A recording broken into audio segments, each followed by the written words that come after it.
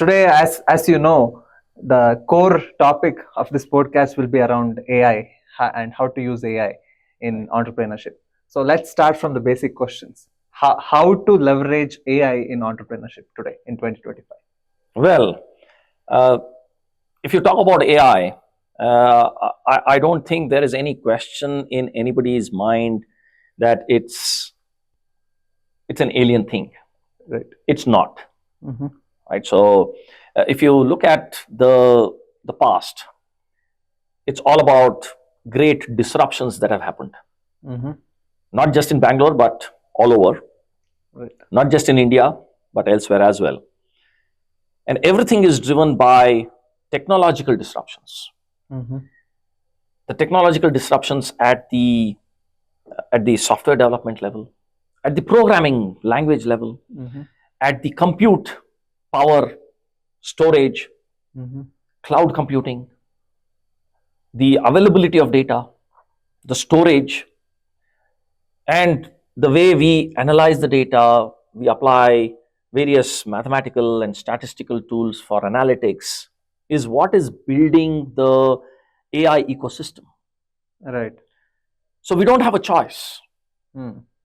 nor the industries, nor the medium and small size enterprises, nor startups.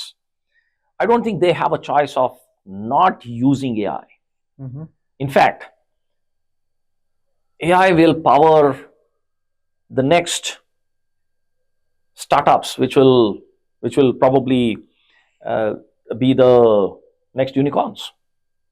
Right. The way digital transformation or digital technology has been the backbone of the IT revolution that we have seen over the Mhm. last 2 decades, the new revolution is that what AI brings to the table. Right. And this is going to shape up the next disruption, the next transformation, and the next innovations that any industry, every segment, every sector, every function Mm-hmm. is going to experience. Right. AI is the next big thing that we will be seeing, Mm-hmm.